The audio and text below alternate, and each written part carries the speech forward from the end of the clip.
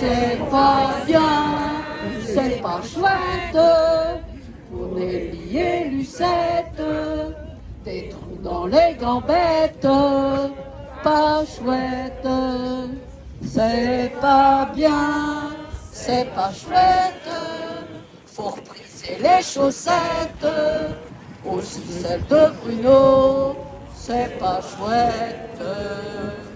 Notre action d'aujourd'hui a été dictée par notre souci de remettre dans l'actualité les faits qui se sont déroulés le 23 novembre dernier et auxquels nombre d'entre vous ont participé comme autant de témoins directs d'une violence dont nous nous croyions jusqu'à présent préservés. Le dimanche 23 novembre, l'extrême droite avait choisi de lancer sa campagne des municipales à Saint-Malo en faisant venir Bardella pour une séance de dédicace de son bouquin, en réalité une véritable opération de propagande et de mobilisation de ses militants.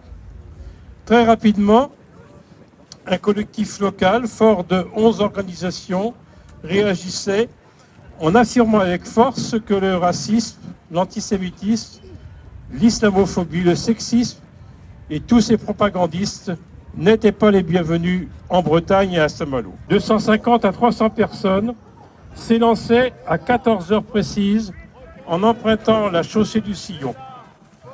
Le cortège était composé à la fois de jeunes gens, de personnes d'âge mûr, mais aussi de familles avec des enfants. Une cinquantaine de mètres en avant de la limite du Palais des Grands Larges, un barrage composé d'une vingtaine de CRS et de 3 de leurs véhicules obligeait les manifestants et les manifestantes à s'arrêter au bout de 5 minutes de marche. Un groupe de jeunes manifestants, abrités derrière une banderole, était au contact des fonctionnaires de police. À la poussée des jeunes sur les boucliers des CRS, ces derniers répondaient par des coups de matraque. Il était 14h05 lorsqu'a été lancé en cloche par un CRS qui était en deuxième ligne un projectile identifié par la suite comme une grenade assourdissante. Le témoignage écrit d'un manifestant signale également qu'un autre CRS a lancé un autre projectile au moyen d'une arme de tir. Par contre, aucun témoignage ne mentionne à quelque moment que ce soit, avant le déclenchement des jets ou tirs, que des sommations aient été prononcées par un responsable du dispositif policier. Les projectiles tombent à quelques mètres derrière l'avant du cortège et explosent en provoquant des déflagrations assourdissantes, des nuages de fumée et la projection de multiples états coupants. Ce sont ces fragments projetés avec une grande force qui sont à l'origine des blessures d'au moins 4 victimes. Ce sont ces détonations qui sont responsables des troubles auditifs ressentis par au moins 3 victimes, lesquels se traduisent, au moins pour l'un d'entre eux, par une perte d'audition certifiée par un spécialiste ORL. L'explosion des projectiles provoque un reflux des manifestants qui vont se regrouper par la suite sur la cale des Bains Chauds, à côté d'ici. Là, les manifestantes et les manifestants continueront à scander des slogans antifascistes sans aucune action violente. Ce qui n'empêchera pas des policiers de la brigade anticriminalité d'intervenir pour appréhender en force un jeune homme en jetant, pour se dégager des manifestantes et manifestants solidaires, une grenade lacrymogène. C'est cette grenade, avec le gaz toxique et irritant qu'elle contient, qui provoquera des troubles respiratoires importants et durables à une autre victime. Pendant ce temps, 4 blessés sont rassemblés sur l'espace devant le casino dans l'attente de leur évacuation par les pompiers vers le centre hospitalier. 2 responsables de la Ligue des droits de l'homme qui avaient tenté une démarche auprès du responsable du dispositif policier sont éconduits sans ménagement. Tels sont les faits, désormais parfaitement et dûment documentés par des témoignages écrits, des photos et des vidéos. Vous noterez que, contrairement à ce qu'a rapporté la presse, il n'y a eu aucune provocation violente de la part des manifestants, aucune dégradation, aucun projectile de lancer, aucun CRS frappé au casque à l'aide d'une barre de fer, comme on a pu le lire. En revanche, il y a bien eu des dommages corporels significatifs, un choc mental et un stress post-traumatique toujours bien présents. Je passe donc la parole à nos camarades. J'avancerai donc au milieu de environ 300 personnes, j'ai pas compté. Et donc on s'est trouvé arrêté par le barrage. Et à ce moment-là, donc 5 minutes après, comme Daniel vient de le dire, moi j'ai vu une fumée arriver vers moi, un trait de fumée et un bruit d'explosion. Et en fait, la grenade venait d'exploser à quelques centimètres de mon pied droit. L'éclatement de la grenade a déchiqueté le bas de mon pantalon sur 20 cm à peu près et a provoqué une très forte douleur comme une brûlure immédiate sur le mollet et la cheville. Moi non plus, je n'ai absolument pas entendu de sommation avant ce lancer de grenade. J'étais très choquée, je suis partie vers l'arrière de la manifestation pour chercher un endroit où me mettre à l'abri. Et une femme est venue à mon aide à ce moment-là. Si elle est aujourd'hui là, je la remercie encore plein de fois. Je n'ai su que son prénom, elle s'appelle Anaïk. Si Anaïk, vous êtes là, merci, merci. Elle a allongé ma jambe. Il était alors 14h06, puisqu'un ami a pris à ce moment-là une photo de ma jambe blessée. 14h06. Anaïk a essayé de m'apaiser un peu en attendant les secours.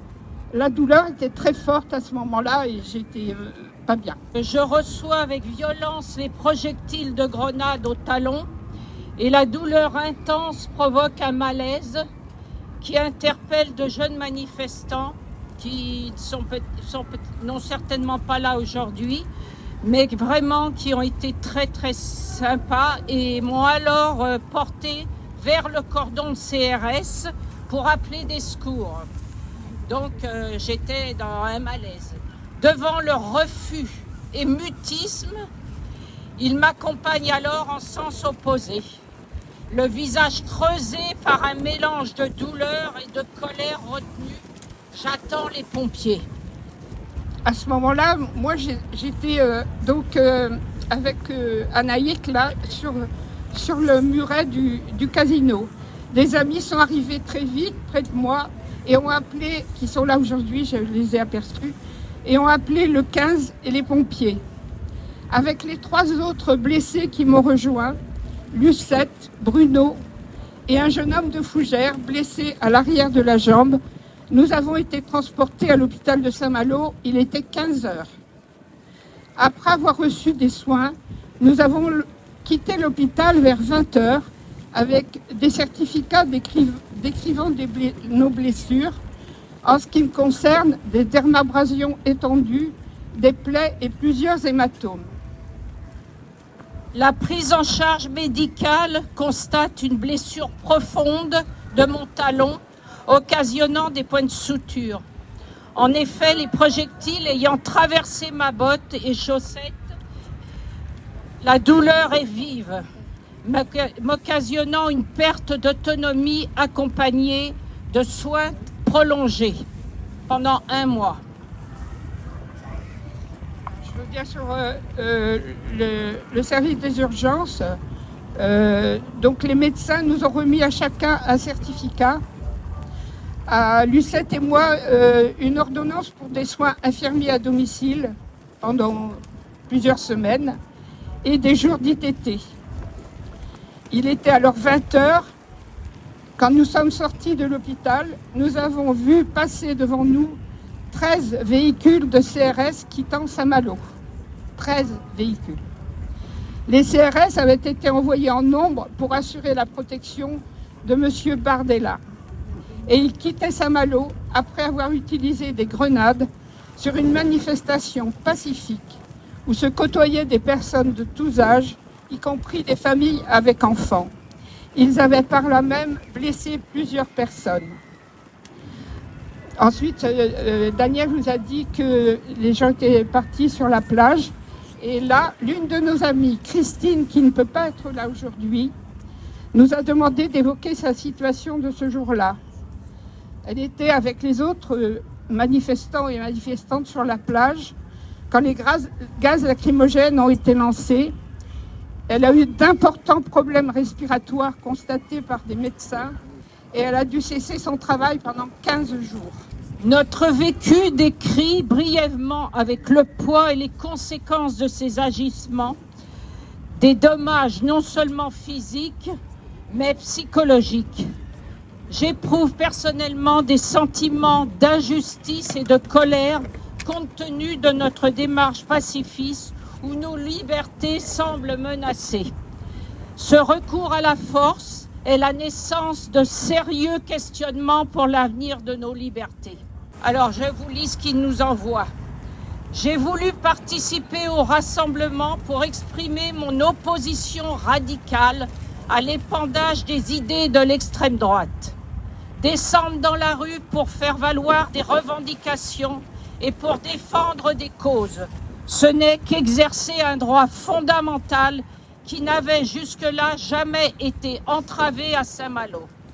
Tant ce droit a été exercé dans le calme et la dignité. La liberté de penser est assortie de la liberté de contredire.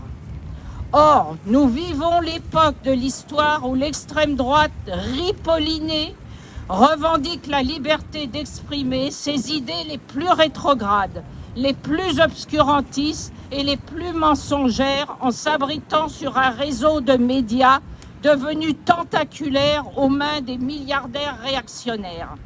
Autrement dit, la liberté de contredire est pratiquement confisquée. Le droit bascule.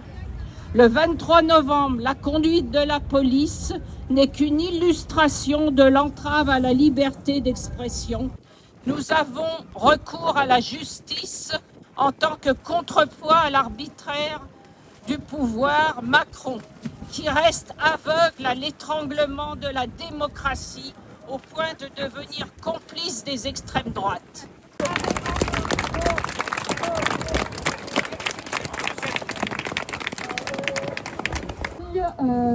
J'interviens au nom de l'antenne locale de la Ligue des droits de l'homme. C'est nous qui avions déposé la manifestation à laquelle où il y a eu les violences policières.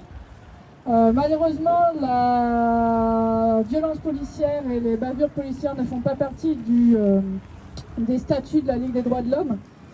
Pour autant, j'ai déposé un signalement auprès du procureur de la République au nom de l'antenne locale et j'ai également fait un signalement à l'IGPN. Alors, autant vous le dire, je n'ai pas énormément d'espoir quant à l'aboutissement de ces signalements.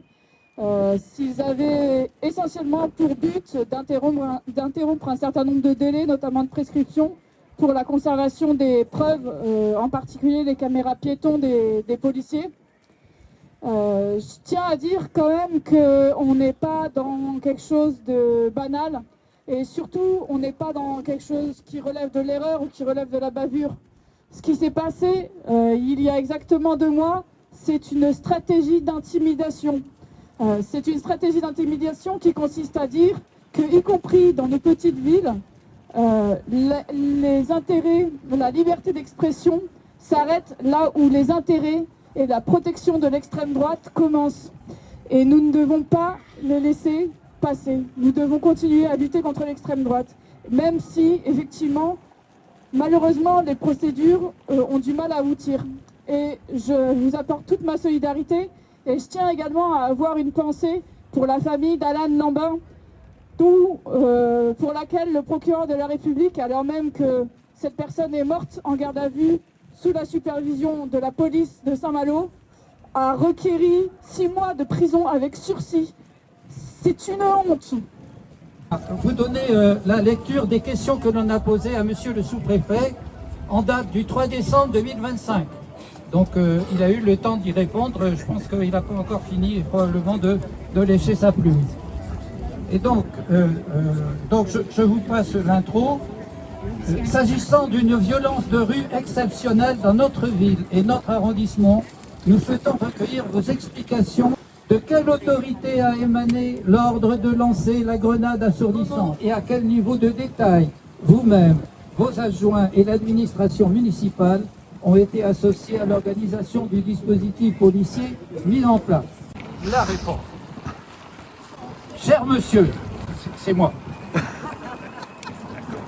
J'ai bien reçu votre courrier relatif aux événements survenus le 23 novembre 2025 à l'occasion de la venue de M. Bardella pour dédicacer son ouvrage dans le hall de l'hôtel Océania, et j'en ai pris connaissance avec la plus grande attention. La municipalité que je conduis, il a le permis, tient tout d'abord à exprimer sa préoccupation face aux blessures survenues lors de cette mobilisation. Toute atteinte à l'intégrité physique des personnes, quelles que soient leurs opinions, même, est regrettable et contraire aux principes qui fondent notre État de droit. Il n'a pas dit de droite, hein, il a dit de droit. Voilà. Il importe toutefois de rappeler le cadre précis dans lequel s'est déroulé cet événement, la venue de cette figure politique. C'est une figure politique, hein. Oui.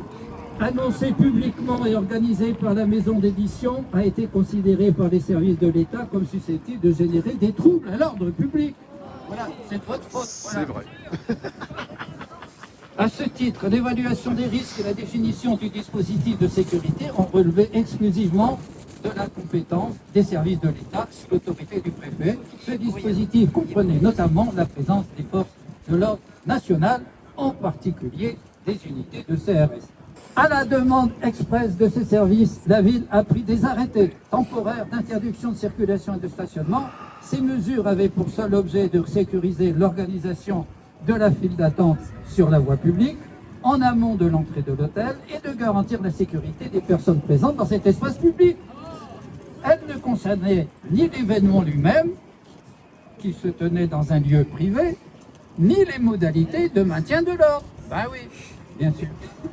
La police municipale, pour sa part, n'a pas vocation à assurer des missions de maintien de l'ordre, ni à intervenir dans la gestion des manifestations ou de contre-manifestations. Son champ de compétences, strictement encadré par la loi, se limite à des missions de prévention et de tranquillité publique. La tranquillité en passera. Elle n'était ni compétente ni habilitée à intervenir dans les circonstances que vous évoquez. La municipalité n'a ni organisé l'événement en question, ni piloté le dispositif de sécurité ou les interventions des forces de l'ordre national. Elle n'était pas davantage décisionnaire quant aux modalités d'intervention mises en œuvre lors des incidents survenus. Je demeure pleinement attaché. Alors là, je sais pas, je pense que c'est pas lui qui a écrit, parce que attaché, c'est écrit C-H-E accent aigu, E. Notamment la liberté d'expression et le droit de manifester publiquement, dans le respect du cadre légal et avec le souci constant de garantir la sécurité des personnes présentes. Tels sont les éléments que je souhaitais porter à votre connaissance. Quand ils sont venus prendre les Juifs, je n'ai rien dit, car je ne suis pas juif. Quand ils sont venus prendre les Noirs, j'étais de ceux qui ne voulaient rien voir. Quand ils sont venus prendre les Beurs, je n'ai rien fait, je n'étais pas des leurs. Mais le jour où ils viendront me prendre, restera-t-il quelqu'un pour me défendre? Oh, le jour où ils viendront me prendre, restera-t-il quelqu'un pour me défendre? Quand ils sont venus prendre les rouges, je n'ai rien dit, je me méfiais des rouges. Quand ils sont venus prendre les femmes, j'étais de ceux qui n'avaient pas de femmes. Quand ils sont venus prendre les gays, je n'ai rien fait, je n'étais pas concerné. Mais le jour où ils viendront me prendre, restera-t-il quelqu'un pour me défendre? Oh, le jour où ils viendront me prendre, restera-t-il quelqu'un pour me défendre? Ni en ville, ni en campagne.